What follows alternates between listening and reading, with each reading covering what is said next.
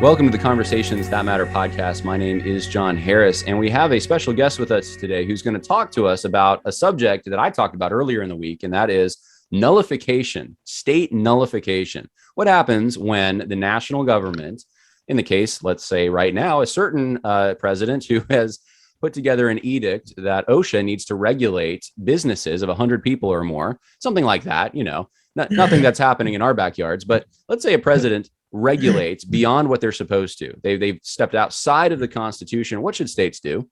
That's the question. That's the question we have today. And it's not just a question for states. It's a question for also Christians who live in states. We are citizens, not just of heaven, but of the states and the countries we reside in. And so to discuss this further and to shed some light on the civics of all this, I have invited to the program Walter D. Kennedy. He is the co-author of a number of popular books, among them The South Was Right, Be Ye Separate. In fact, you can go to Kennedy Twins, I believe it is, .com, right. KennedyTwins.com, and you can find out where you can purchase those books. They're all right there. There's a number of them, but he's written a lot about compact theory, nullification, secession, and all of these things. And not only that, he worked as a nurse. So I think he's got some opinions on what's going on right now. Walter Kennedy, thank you so much for joining us. Welcome to the program. Thank you, and please call me Donnie. My legal name is, of course, Walter D., but I go by Donnie, D-O-N-N-I-E. That's just my trade name, Donnie. Well, in the South, for those who don't know, I think the middle name is the name you go by, right? That's right. You're absolutely right. Well, it's a pleasure to be with you. And Ron and I, my twin brother, we've always enjoyed talking to people about the Constitution, the history of the Constitution, and why we have rights that we're not being able to enforce today and how we can correct that. So I hope we kind of get into a little bit of that today. Well, let's start with what's happening right now, because that's what's getting their attention is, hey, I'm a business owner. I got 100 employees, and now I've got to require all of them to have a quote unquote vaccine. Some of them don't want to. Now, you were a nurse. I'm sure you've got a lot of opinions about this, maybe from the medical end, but just share us your general thoughts on this. Does this concern you that it's happening?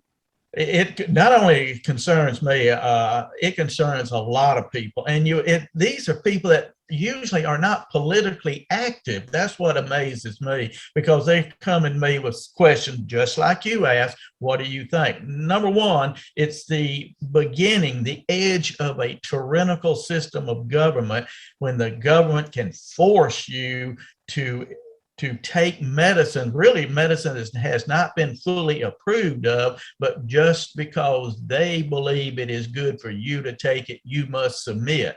I often wondered, how would Patrick Henry feel about this? How would George Washington feel about this? George Washington, a great statement he once made, said that government is like fire. It's a useful servant or a fearful master.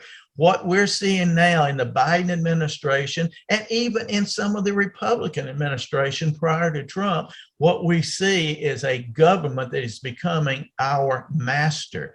This nation was established with the people ruling the government, not the government ruling the people. That's why we wrote the Declaration of Independence, pray God. But we see that has been turned upside down. Now, as far as the vaccine, I have better immunity than the vaccine because I've had COVID. I'm 74 years old, be another 2 or 3 days. I lived through it. I did fine. I'm okay. I will not take the vaccine. I would suggest those people who are highly susceptible to death because of comorbidity, we call it. If you're an asthmatic, COPD, heart patient, severe diabetic, uncontrolled diabetic, yes, I would take the shot. Otherwise, I just don't do it. I've never even taken a flu shot. I'm 74 years old. I don't believe that I'm going to die because I didn't take a shot. But if I do, hey, I've lived this long and I'm healthy, I'm just happy with it. And you worked as a nurse, and you're saying this. Yeah, I'm a certified registered nurse anesthetist. I dealt with patients with AIDS back when AIDS was a death warrant.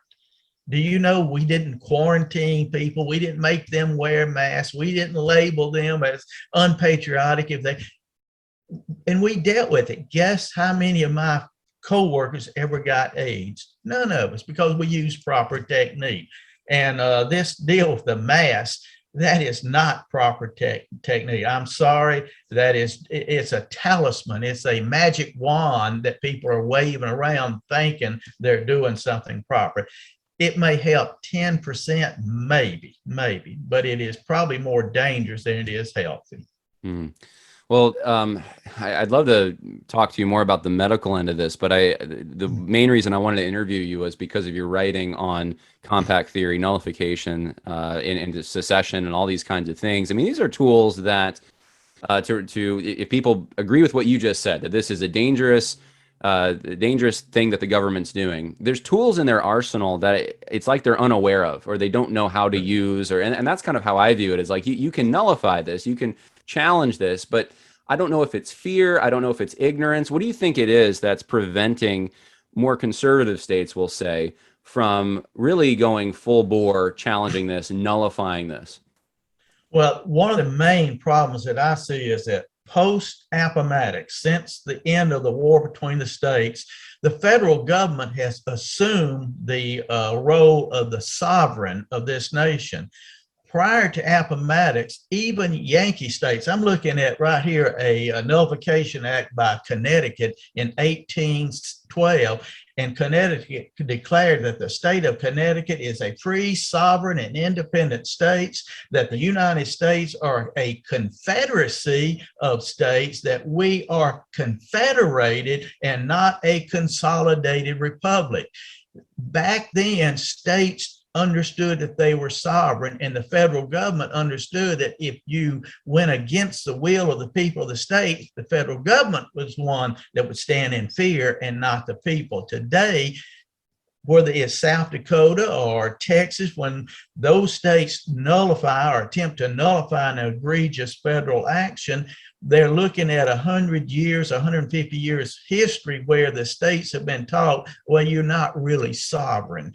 The federal government is sovereign. So we need to re-educate Americans about where does sovereignty reside in these United States. It does not reside with the federal government. It resides with we, the people of each sovereign state. If you're from New York, then New York is sovereign. You're the one, the people of New York are the ones to decide how they should be governed. If we could ever get that message out, then the federal government will begin to understand they cannot treat states as if they're provinces of an empire. And right now, that's how they are treating us.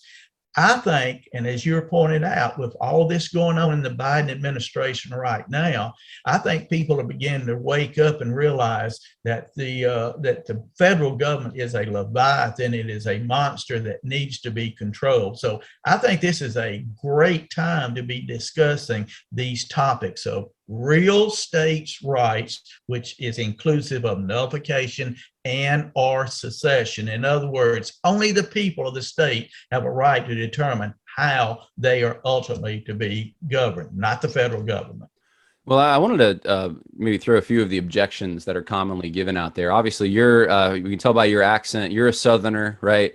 And I think today, more than anything else, there's a vilification of anyone who would say states' rights, because that must mean racism, that must mean slavery somehow. And so even if it's being wielded in defense of your population from getting an experimental drug forced down their throats, it's still somehow there's got to be a racist angle to this. You just cited something about, from Connecticut. Yes. Talk to me a little bit about, the logic or the reasons maybe nullification has been used or can be used. Yeah. I mean, can it be abused? I'm assuming it can be abused. So, I mean, is this an abusive thing that the states can now just nullify whatever? I mean, aren't we going to have anarchy? Aren't evil states in the South, going to subjugate people if they get this kind of power?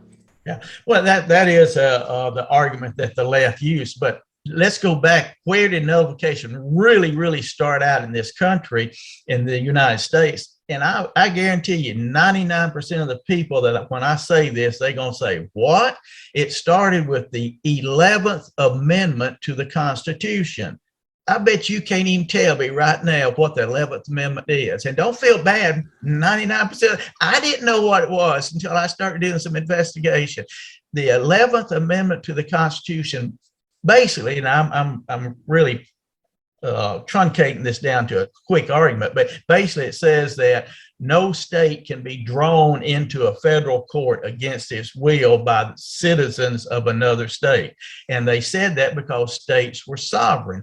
Georgia was compelled in, I think it was 1793, just a few years after the Constitution was adopted, Georgia was compelled to go into the federal court to defend itself against some citizens of South Carolina at the behest of the British Empire. Georgia refused. They nullified that federal court order and stated that any federal agent that came into Georgia and attempted to enforce that edict would be, quote, hung by the neck until dead without benefit of clergy.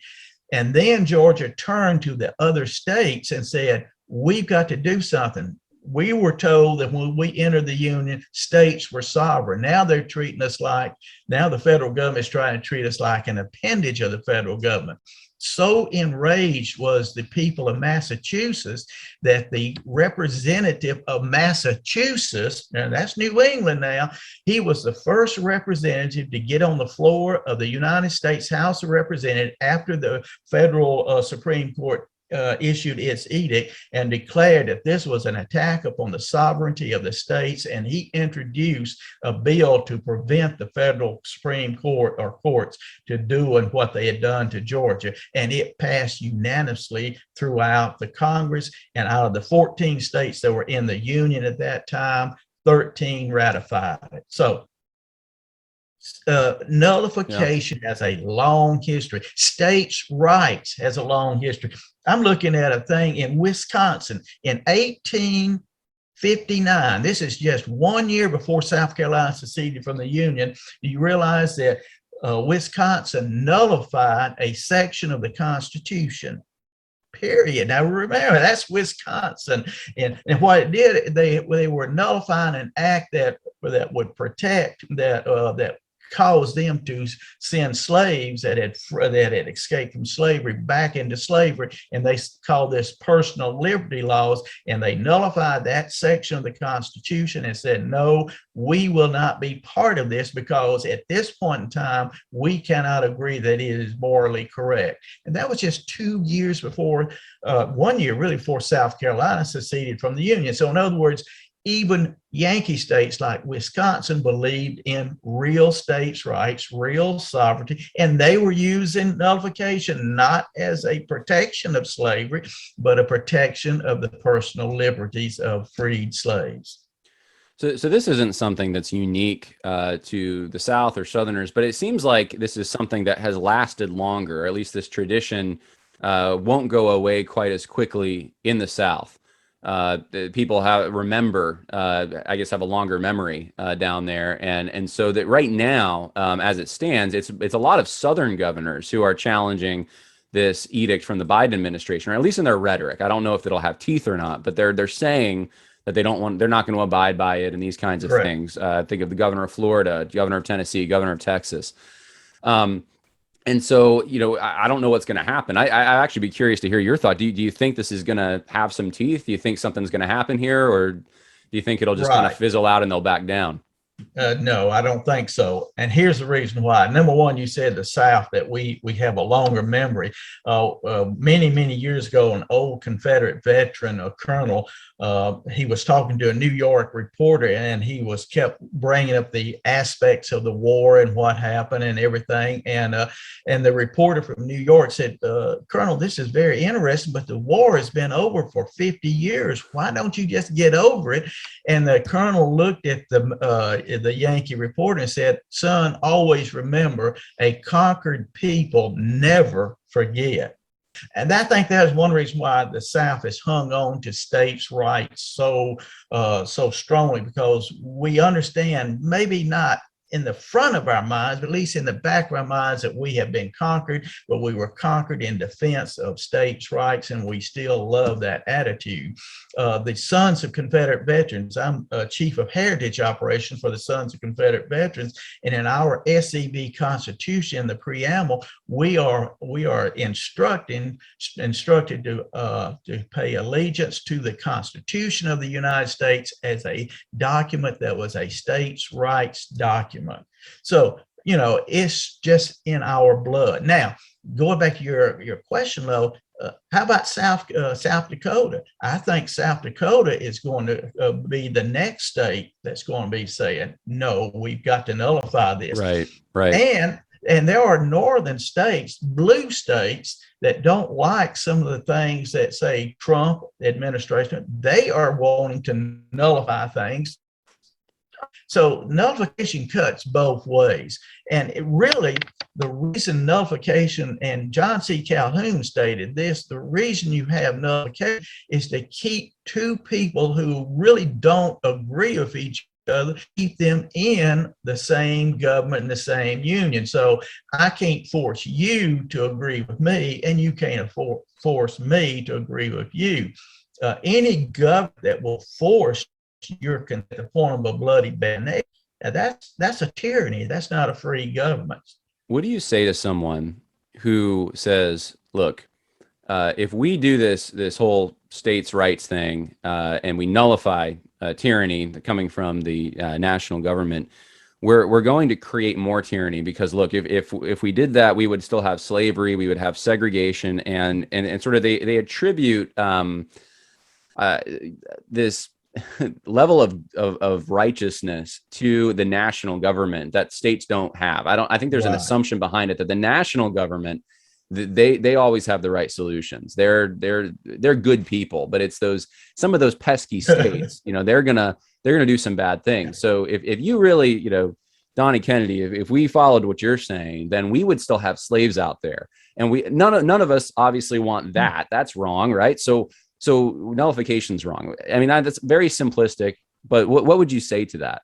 It was the federal Supreme Court, not federal or a Southern court, that canonized or made segregate Jim Crow in the Plessy versus Ferguson in 1897. Supreme Court said that was a federal court. Now, the interesting thing, and that was a federal Supreme Court, there was only one just court that voted against establishing Jim Crow laws in America, and that was a Southern justice. The law was based, Jim Crow law was based on a Massachusetts law of 1847 that segregated black and white school children, and the majority opinion was written by a Minnesota justice.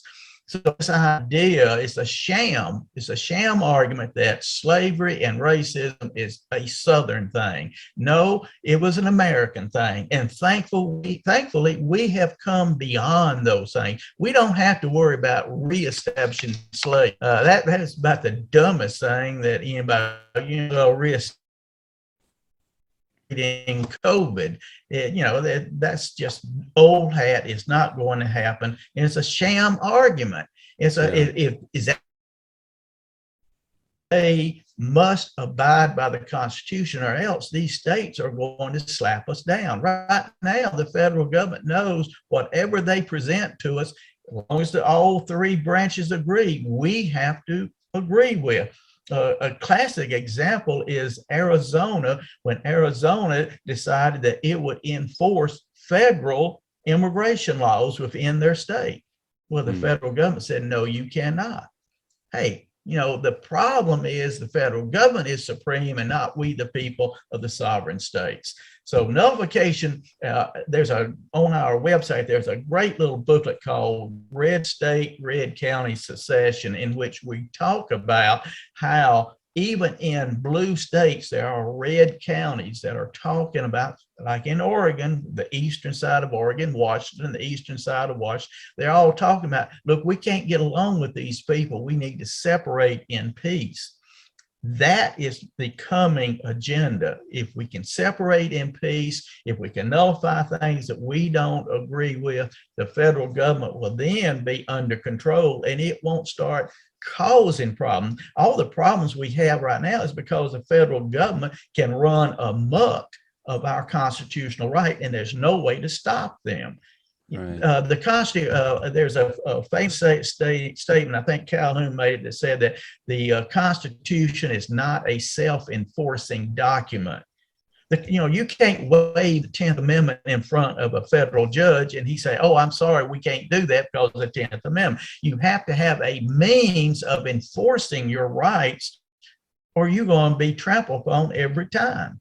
You know that as a man. If you don't have the ability to defend yourself, 9 times out of 10, you're going to get bullied. So right now, the states do not possess that power to defend themselves and to enforce the limits of the Constitution. Well, and I think that's a good analogy, because if you allow your citizenry to be armed, are they going to shoot each other? Are there going to be murders? Yeah, there will be. I mean, if they have guns, they're going to use them. Men have evil hearts. But if you take away their guns and you only have one big dog who's got all the guns, and that dog goes evil, then everyone's in trouble, and the disaster is bigger than it could have been. And so I think that's the kind of the point with nullification. It's like, people could use it for nefarious purposes. I guess that's possible, but there's a bigger problem here that this is meant to alleviate. And grinding gears is not a bad thing.